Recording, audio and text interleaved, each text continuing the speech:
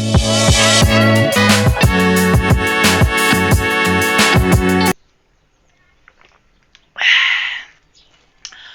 morning po mga kaibigan, mga kapatid, kadoming po.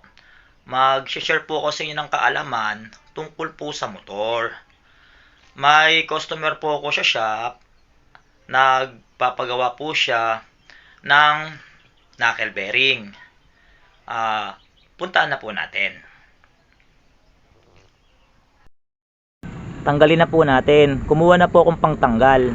Isang T-wrench po na G's at isang combination na 13. Ito po oh. Tanggalin na po natin.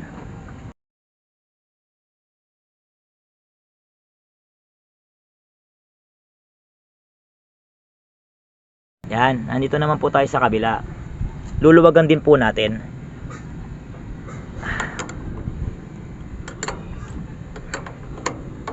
Kailangan pong luwagan yan para matanggal po natin ito. Babaklasin po natin yan. Dito naman sa harap, para matanggal mo tong bolt na ito, ay kailangan mo ng socket. Di ko lang alam kung anong size ng socket na ito, na wala na yung kanyang size na numero. Wala na. Gamitan natin siya ng ratchet.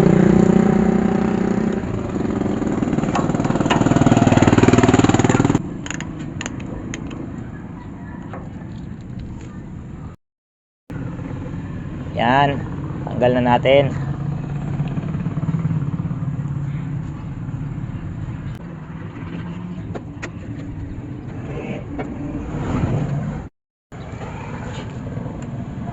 Yan, natanggal na natin. Bago pala natin matanggal yung kanyang dashboard, kailangan po pala i-stand natin tong motor. Double stand. Wala na pong double stand ito. Gagamitan ko na lang po siya ng jack para maitaas.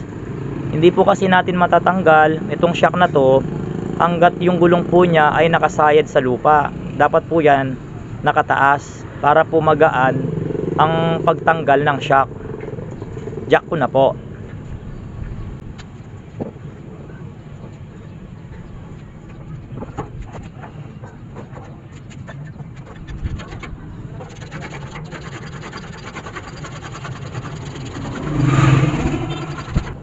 Yan, naitaas na po natin sa pamamagitan po ng jack. Dapat po ganyang kataas para hindi po kayo mahirapan sa pagtanggal ng shock. Pakita ko lang po pala sa inyo yung piyesa na gagamitin natin. Kunin ko lang po. Ito na po, nakuha ko na po ang piyesa. Ang knuckle bearing na ito ay pang 155.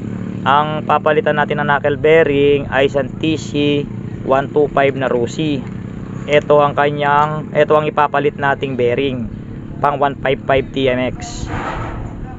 Umpisa na natin.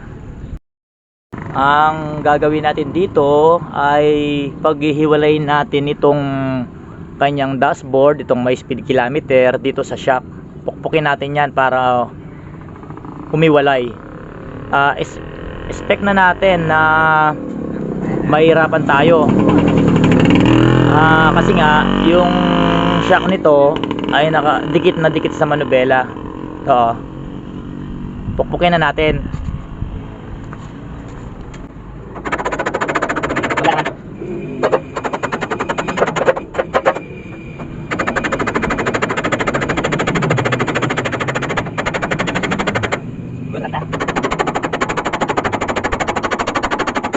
Kailangan natin itong matanggal para maalis natin itong shock, maibaba natin. Sasabihin namin sa kanila, okay lang kahit hindi lang kahit okay lang, sasabihin namin sa'yo.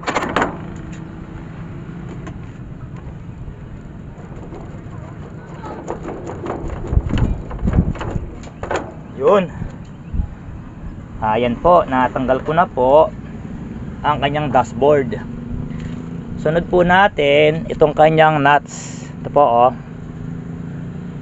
Yan. Tanggalin po natin ito para tuluyan na po nating mahiwala yung shock sa chassis. Pag tinanggal na po natin ito, matatanggal na po natin yung shock at matatanggalin natin yung mga sirang knuckle bearing. Itanggalin ko na po.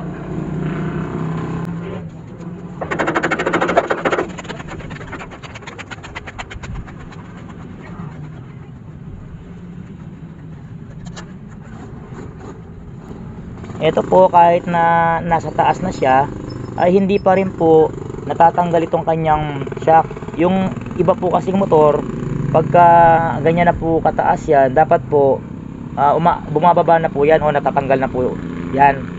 Ito po hindi.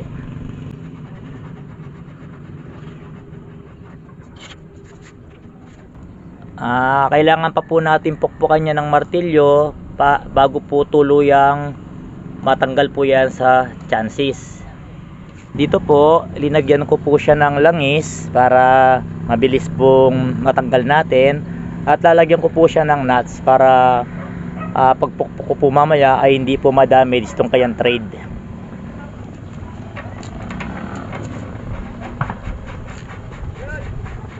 Pukpukin ko na po. Yun, ang bilis lang po. Tatanggalin ko na po itong bolt.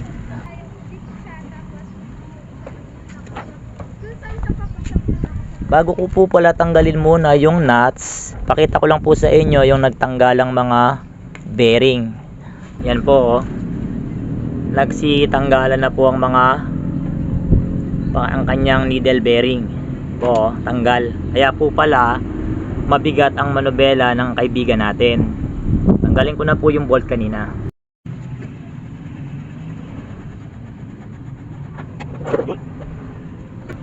Yun po, tanggal na. Ito po tayo sa baba.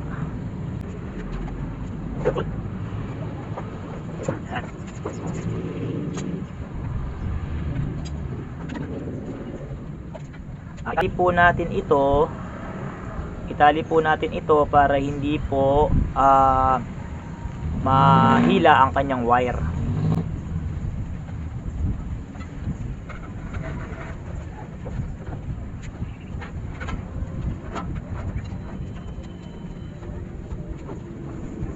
Yan, para hindi po mahila ang kanyang wire. Ito po yung kanyang pangtaas. May nakalagay po rito na 41 by 22.5. Kita ba? 22.5. Paiba-iba po yung ano na ng camera natin. Tingnan ko po kung papakita ko po ng mas maliwanag. 22.5 by 12. Yan po ang nakalagay dito sa bearing. Hindi lang po maganong malinaw yung iba. Yung uli po 22.5 by 12. Ito po sa taas po ito, no. Pakita ko po sa inyo yung isa sa baba kung ano po yung size nun. Ito po yung sa baba. Nakalagay naman po dyan 41 by 24 by 12. Sa baba po ito, no. Yan po yung sa baba. Lagay na po natin. Bago po pala natin ilagay yung bearing, ay tanggalin po pala po muna natin yung dating nakalagay, yung bahay ng knuckle bearing. Ito po yan, no. Tatanggalin po natin yan. Meron po sa taas niyan, meron po sa baba. Yan po yung sa baba. Tatanggalin po natin yung bahay ng knuckle bearing na yan pag nagpapalit po tayo. Yan po kasi yung natanggalan kanina ng needle bearing. Yan po yun. Kailangan po natin yung palitan yan kasi gas-gas na po yan. Pero kahit hindi po gas-gas, wag po tayong tamarin na magtanggal yan. Yung iba po kasi minsan tinatamad ng magtanggal yan, hindi na tinatanggal. Dapat po wag pong ganon. Palitan po natin lahat o tanggalin po natin yung dapat tanggalan. Ito po, papakita po sa inyo yung ganyan, no, yung bago. Yan, ganyan po yung tatanggalin natin. Yan po bago yan. Ganyan po, no. Tatanggalin na po natin yung sa baba. Gagamit po tayo ng pang silsil po, pang silsil po.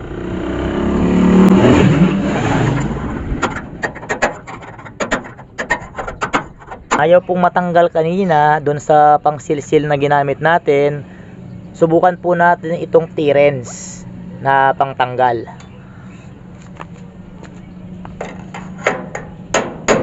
Yun.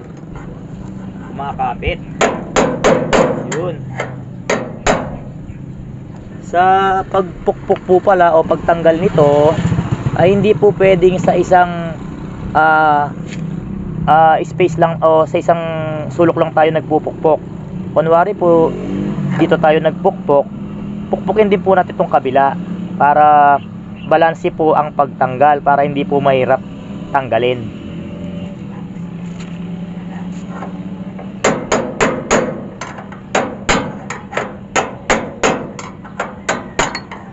Yun, natanggal na po natin. Yung sa taas naman po, tanggalin na po natin yung sa taas. Ganun pa rin po ang pagtanggal.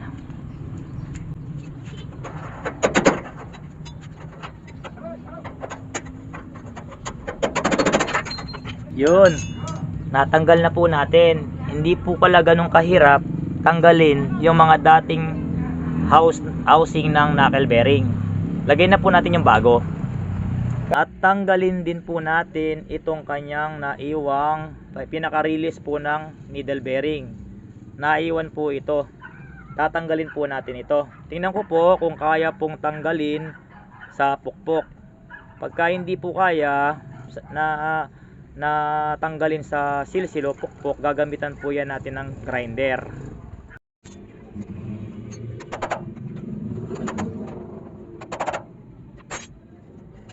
Lalagyan ko siya ng langis. Hindi po kinaya ng pukpok itong tinatanggal natin. Ang gagawin ko, iihiwain ko itong bakal na ito gamit ang grinder para mabilis nating matanggal.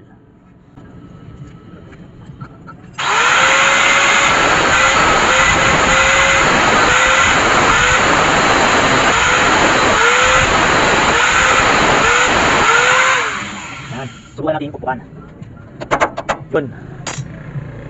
Yan, mabilis nating natanggal dahil hiniwa natin sa grinder.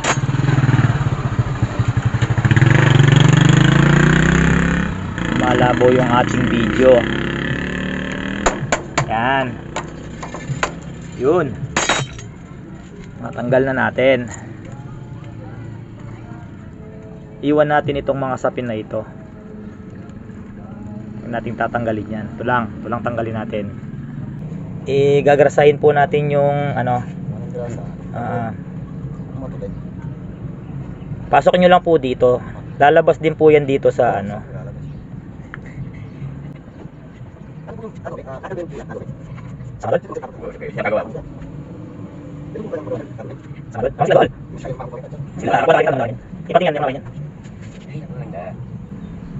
ito po, nagrasahan na po natin. Ganun lang po ang paggagrasa po ng knuckle bearing po, no.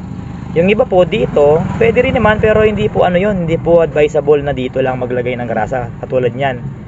Hindi po yan. Dito po talaga yung kanina. Yan. Lagay na po natin. Ito po, ilalagay na po natin yung knuckle bearing. Ito pong pinakamalaki, yung po sa baba po, no. Ang number po nito, hindi po yata kita sa video. Ang number po nito, 41 by 24 by 12. Ito po yung sa baba po, no. Malaki po ito dun sa isa. Dito po sa baba. Ganito po ang lagay natin, no. Ito pong may number. Yan po yung sa baba. Ilagay po natin sa baba. Yan. Yun po, ganun po. Yun. Yan. Yan po. Yung po, para sigurado, pukpukin nyo po ito pababa. Ito po sa palagay ko, hindi na po kailangan pukpukin dahil magaan naman po siyang idiin. Pukpukin nyo na lang po, pagka medyo mahirap po, pukpukin nyo po. O kaya po mamaya sa ikpit, makukuha naman yan pag inikpitan po natin. Tutulak naman po yan. Lagay na po natin itong mga housing po ng knuckle bearing. Lagay na po natin.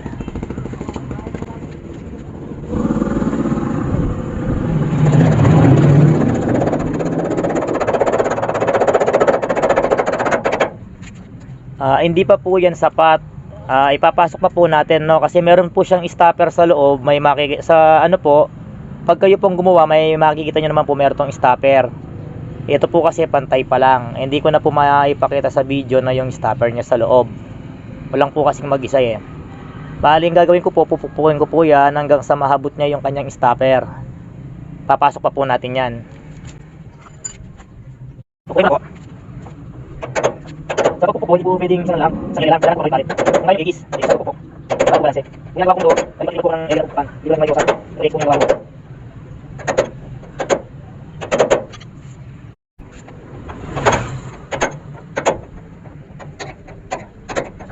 Yan po, naisagad na po natin yung housing po ng bearing sa stopper.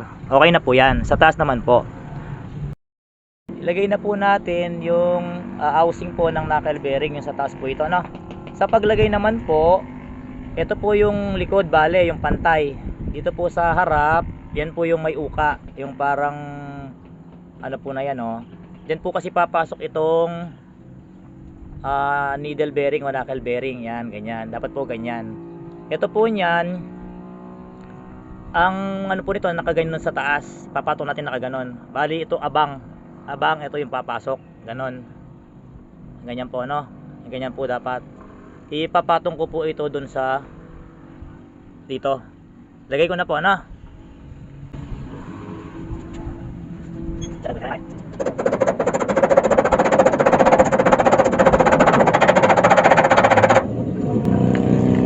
Ayun po, nailagay ko na po yung housing po ng knuckle bearing.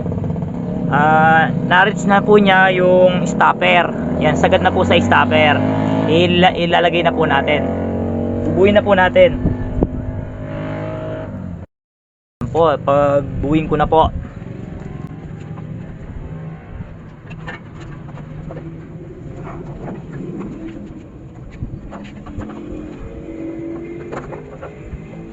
Ano yung mga kaibigan? Ito yung kaya? Kaya? Kaya? Bakit hindi mo isulitan na kaibigan? Eh, diba? Yes, kaya kaya. Yun. Ano yung mga kaibigan? Ano sa kaibigan? Yun.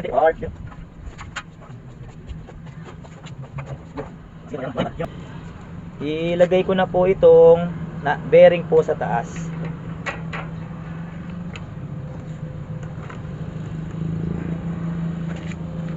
Yun, oh. Masok mag-isa. Tapos po isunod na po natin yung kanyang cover. Ito po yun, cover.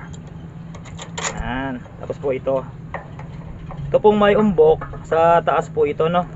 Kita po ba? May umbok. Sobra. Ito kasi flat eh. Ito po yan sa baba.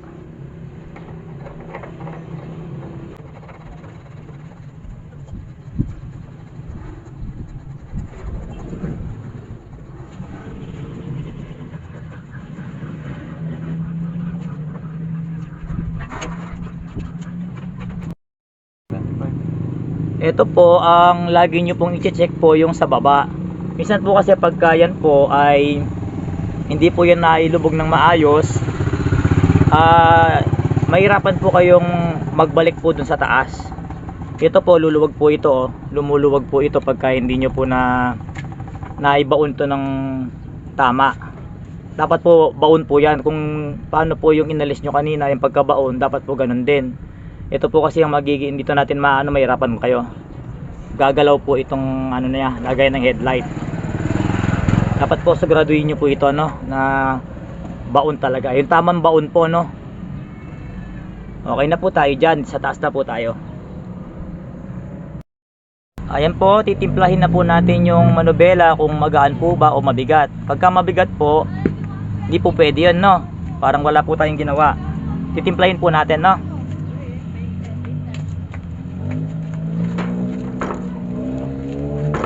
Magaan naman po siya, pero sa tingin ko po hindi pa po sapat yung kanyang pasok ng bearing dito. Kailangan po maitaas pa po natin. Dito po tayo mag-adjust. Ang ikot po nito pag nakatayo ka ay clockwise po ang ikot. Ayan, clockwise po, no.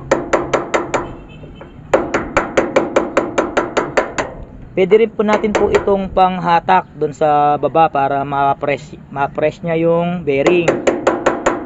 Una po, ikpitan nyo para ma-press po yung ano. Pag inikpitan natin ito, tataas ito, doon naman ang ano, tataas po yan, mapipress niya yung bearing. Po, ganun po kasing ginagawa ko eh. Tapos po pagka na-estimate ko na nakuha na niya yung kanyang ano, taas, tamang taas o tamang baon, binabalik uli sa malambot.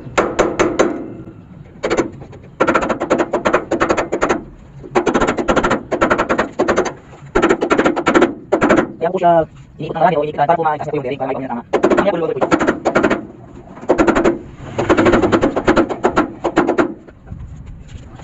Yan. Maigpit po siya. Ito po, sa tingin ko po, ayun, lumapat na. Luluwagan ko na po siya. Pantay na.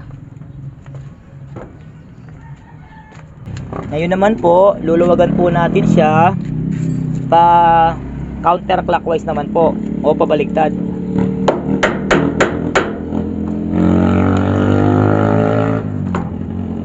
Yan. Tingnan ko po kung magaan na po, no? Oh, mabigat pa po.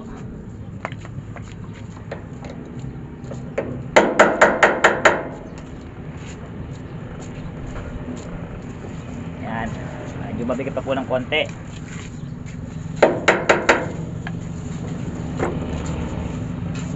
Yan. Magaan na po siya. Tingnan natin. Okay. Yan. Magaan na po. Balik ko na po itong kanyang dashboard. Ilagay na po natin itong dashboard. Ito po, dashboard po ang tawag ko dito. Yan. Yan. Wala na ba tayong nakakalimutan? Dali lang po. Meron pa. Ay, meron pa nga. Ayun, oh. Ito po ang aking nakakalimutan. Yung washer po at nuts.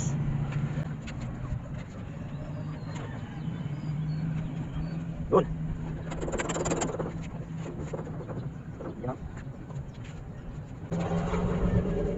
Bakit? Pitan na po natin.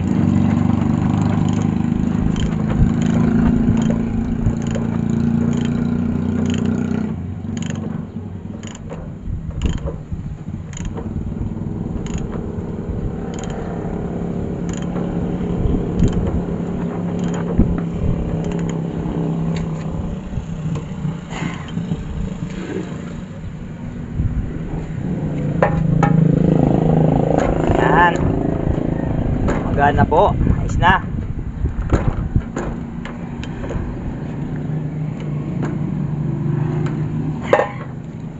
Bali ito po, iikpitin ko na lang po ito.